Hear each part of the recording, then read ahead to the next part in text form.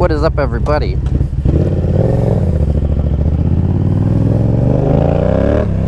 We're at Chick-fil-A. Gotta get some food. And I think that's probably my 5th time eating at Chick-fil-A this week, so we gotta stop. And we are not saying, or I am not saying, that I am a model of health, but we're gonna talk about health. And I know we've talked about health a couple times on this channel, so we're gonna take a break from it after this.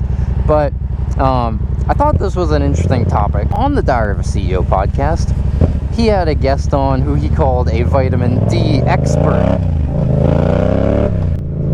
This vitamin D expert, I think his name was like Ryan Sahul. I forget. I'll put his name here. I'll link the episode in the description too. So this vitamin D expert doctor, he laid forth a plan for health with this acronym NEWSTART in this podcast. And so it stands for, I think this is my turn. And so NEWSTART stands for nutrition, exercise, water. I have the gym bros attention with those three. And then sunlight, temperance, air, rest, and trust are the START part of it.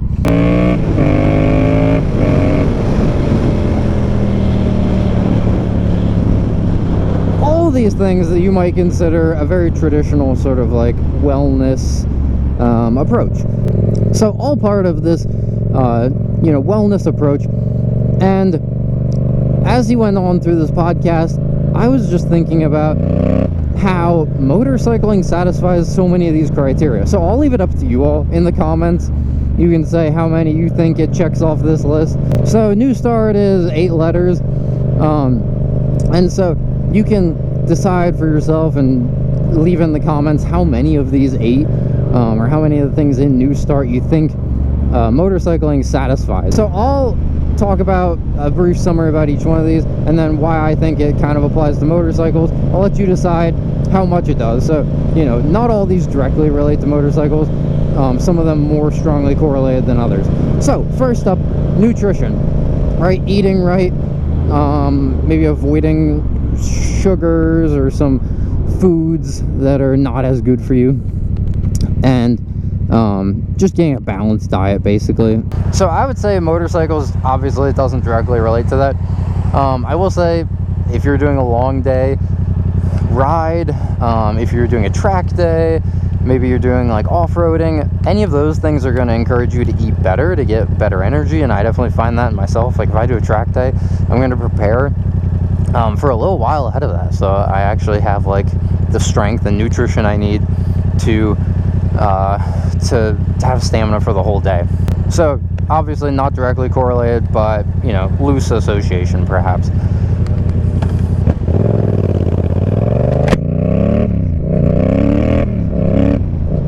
But I don't really know exactly what will make you like forcibly eat better. So I don't know, maybe growing healthy food helps you eat better. I don't know, you can still grow it and throw it away and go to Chick-fil-A. The second one is exercise. So that would be working out, regularly, some getting to the gym, getting out in nature, hiking, things like that. And I would contend that motorcycling is exercise. It can definitely vary to the degree of exercise. If you're doing off-road, hard enduro, that is an extreme sport.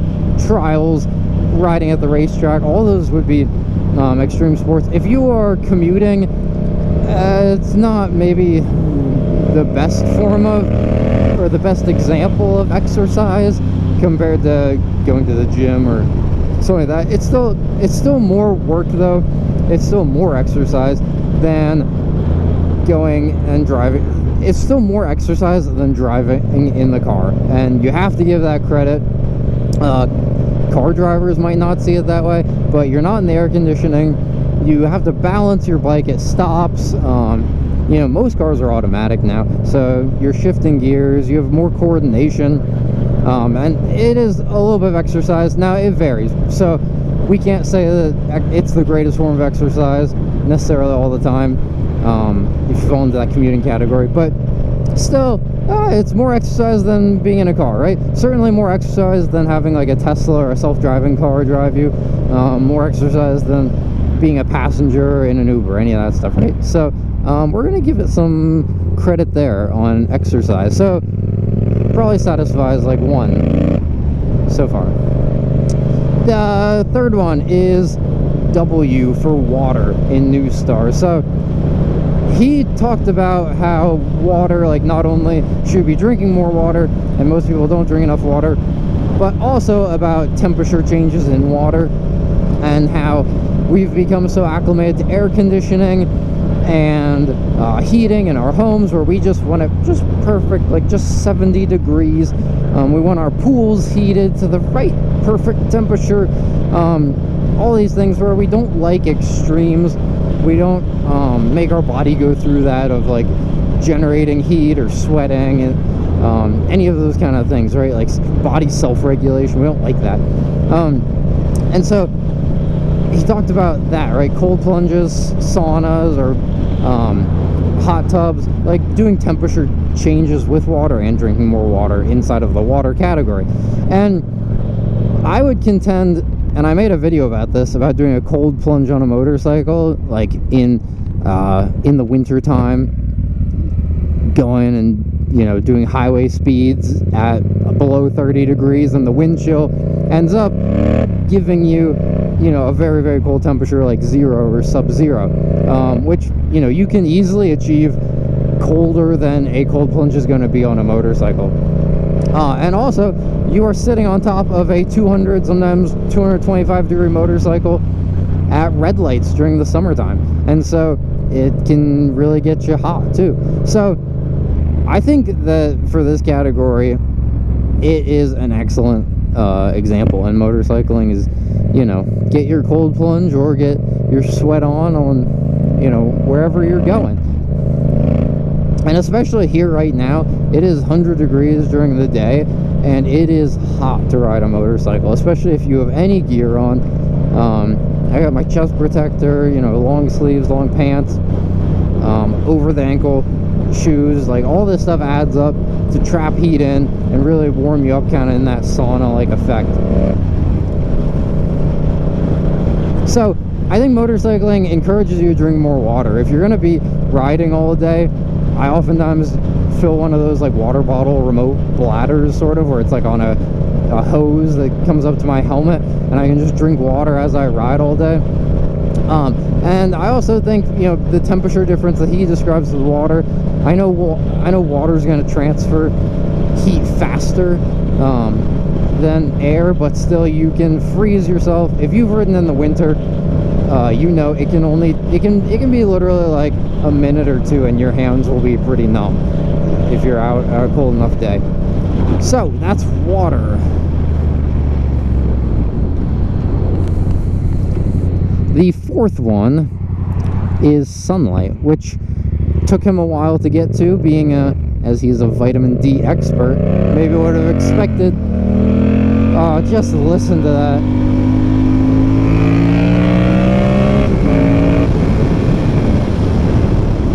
It sounds so good. So, yeah, maybe a little bit not what you would expect with him being the vitamin D expert. That comes fourth in line, but we got to it, sunlight. And I think this is one of the big things where motorcycles shine. I get sunburns riding my motorcycle if I wear short sleeve shirts or any of that stuff.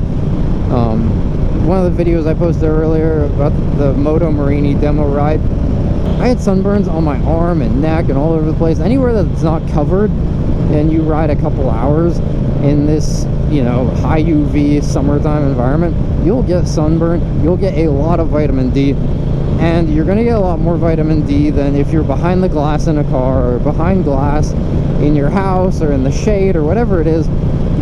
It's an excellent way to get vitamin D, and my preference would be not to have to take supplements, because why would I want to like pay money and take supplements when it's something that's literally free? It's out here and I can just collect it for free. So that is one of the places where motorcycles obviously shines, in my opinion.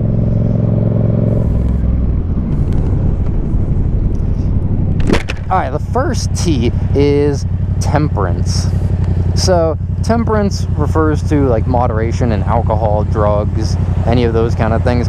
And I would argue that motorcycling encourages temperance, because for me, I have a rule, and it's pretty common among motorcyclists, where it's I don't ride if I'm gonna drink. And this comes from being on the racetrack, and the racetrack's policies that's like, hey, no open alcohol at all while the track is hot, right?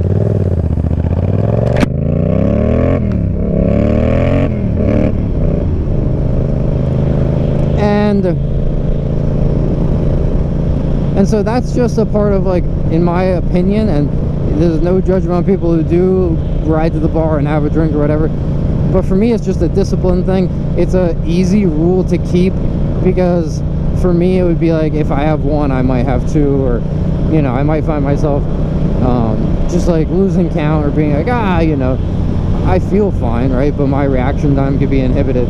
And for me, riding a motorcycle is so much more fun, so much more life-giving than drinking. I would rather not drink.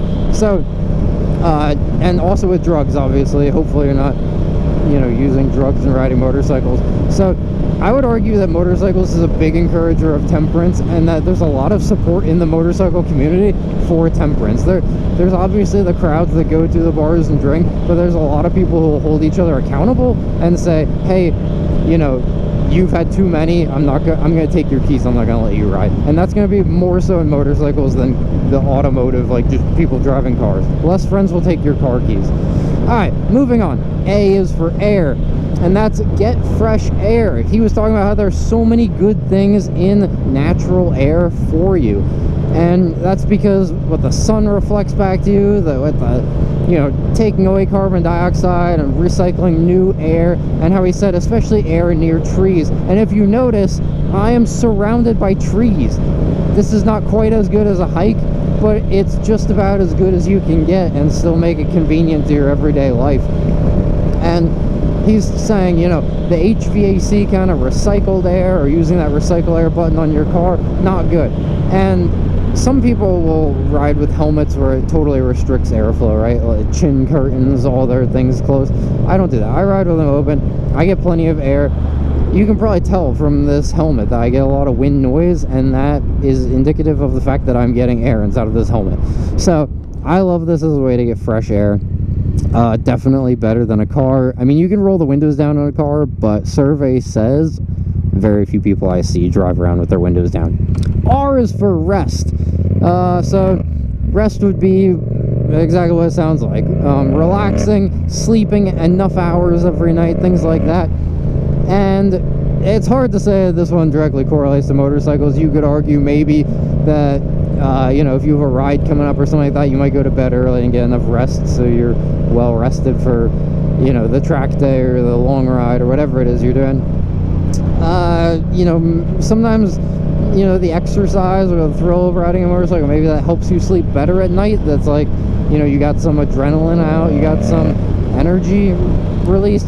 I don't know, it's kind of hard to say exactly what motorcycles help with that one, so I'll leave it up to you all in the comments. And then the last T is for trust, and especially trust in God. So he talks a lot about trust in a higher power, and how especially the capacity to forgive people who haven't even apologized to you yet. Like the blanket kind of just like, you've forgiven people when they wrong you. Like someone cuts you off in traffic, you just forgive it. It's fine. You don't take it personally. You don't punch their mirror, right? And I know that I think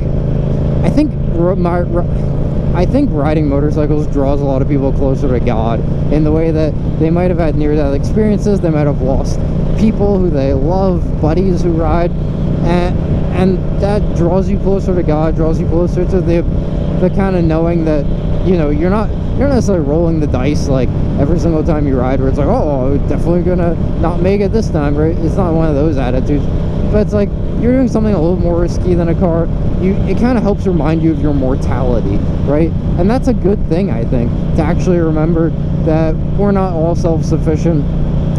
There is, you know, you might call it luck, you might call it a higher power, whatever you call it, that there's some kind of trust in the fact that, you know, people are looking out for you, and you're not completely alone in this.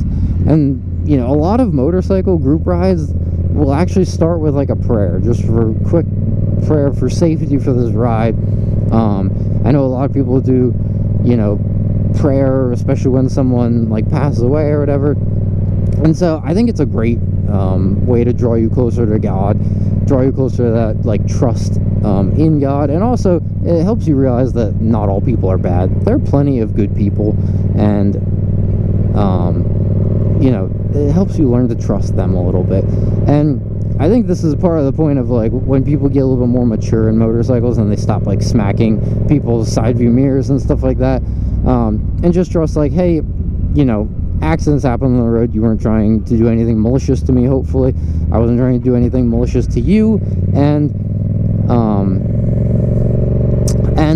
yeah, we can get along and trust each other and assume the best of each other, and we can forgive each other when we do things. Because I've done things when I've been on a motorcycle where I was sort of a jerk, honestly, right? Like I sort of you know, maybe I cut people off, or I didn't see someone was there. It's like I'm not perfect just because I'm a motorcyclist. So anyway, I hope you all enjoy this video.